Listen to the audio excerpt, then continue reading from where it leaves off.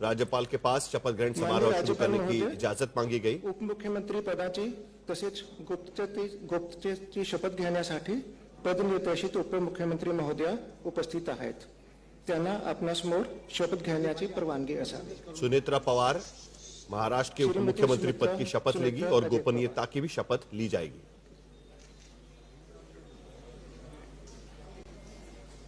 पहली बार सुनेत्रा पवार किसी सरकार के भीतर मंत्री पद की शपथ ले रही है। सफेद साड़ी में वहां पर पहुंची हुई है। अजीत दादा अमर रहे की घोषणाएं भी उनके विधायक वहां पर दे रहे हैं।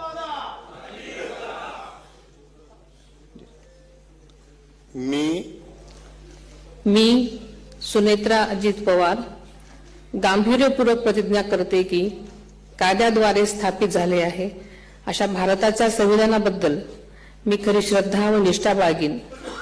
मी भारताची सार्वभौमता व एकात्मता उन्नत राखीन।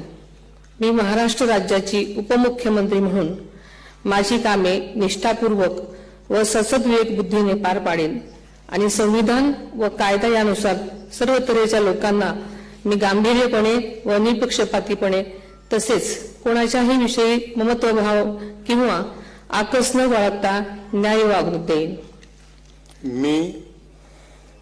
मी सुनेत्रा अजित पवार गांभीर्यपूर्वक प्रतिज्ञा करते की महाराष्ट्र राज्याची उपमुख्यमंत्री म्हणून माझ्या विचारार्थ आणली जाईल किंवा मला ज्ञात होईल अशी कोणतीही बाब अशी उपमुख्यमंत्री म्हणून माझी कामे यथायोग्य पार पाडण्यासाठी आवश्यक असेल ते खेरीज करून एरवी मी कोणत्याही व्यक्तीला किंवा व्यक्तींना प्रत्यक्षपणे वा अप्रत्यक्षपणे कळवणार नाही किंवा त्यांच्याकडे उघड करणार नाही।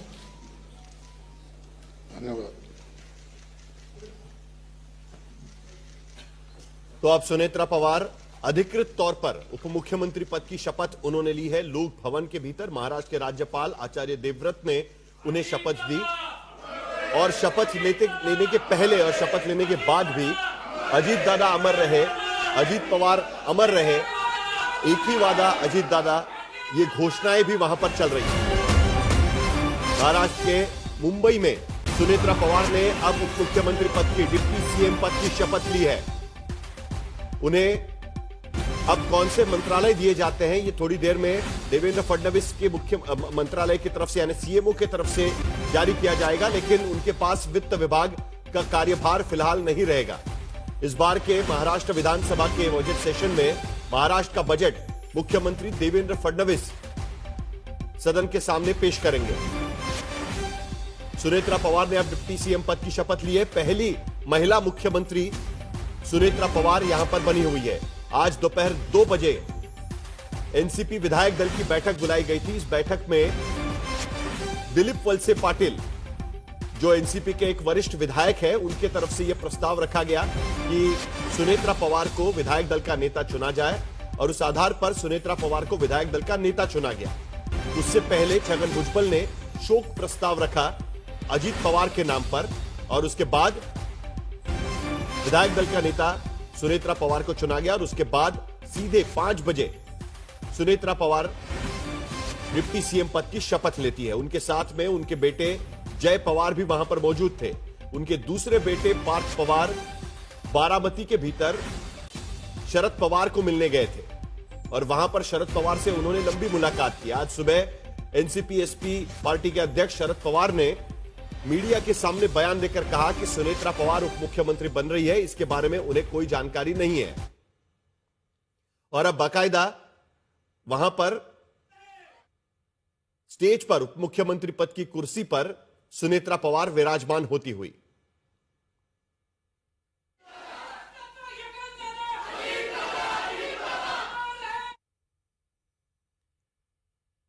अजीत पवार अमर रहे की घोषणाएं वहां पर की जा रही है और वंदे मातरम से इस शपथ ग्रहण का समारोह का समापन होगा। ये 2 तस्वीरें हम आपको दिखा रहे हैं। थोड़ी देर पहले यानी दोपहर को 2 बजे महाराष्ट्र विधान भवन में मुंबई स्थित विधान भवन के भीतर जो अजीत पवार का कार्यालय है, उप मुख्यमंत्री कार्यालय है, वहां पर जाकर अजीत पवार को श्रद्धांजलि अर्पित की और उसके बाद महाराष्ट्र विधानसभा में मुंबई की विधानसभा में एनसीपी के कार्यालय में जाकर भी अजीत पवार को उन्होंने श्रद्धांजलि दी, वहां पर उनकी तस्वीर को प्रणाम किया। उसके बाद उनको नेता चुना गया और उसके बाद 5 बजे दूसरी तस्वीर जब सुनेत्रा पवार अजीत पवार की कुर्सी पर अब विराजमान होंगी। अजीत पवार जो पार्टी के राष्ट्रीय अध्यक्ष भी थे और उसके साथ साथ विधायक दल के नेता होने के नाते महाराष्ट्र में उप मुख्यमंत्री पद की कुर्सी भी संभाल रहे थे। तो आज उन्हें अजीत पवार की एक विरासत सुनेत्रा पवार के नाम हुई है। महाराष्ट्र विधानसभा में एनसीपी विधायक दल के नेता और उसके साथ साथ उप मुख्यमंत्री भी वो बन चुकी है। मुख्यमंत्री देवेंद्र फडणवीस के साथ बातचीत करने के बाद दरअसल एनसीपी के नेताओं ने यह फैसला किया। उसके विधायक दल की बैठक के बाद एनसीपी के सभी नेता मुख्यमंत्री को मिलने गए और वहां पर जाने के बाद उन्होंने मुख्यमंत्री को अधिकृत तौर पर यह प्रस्ताव उनके सामने रखा कि एनसीपी ने अपना नया विधायक दल का नेता चुना है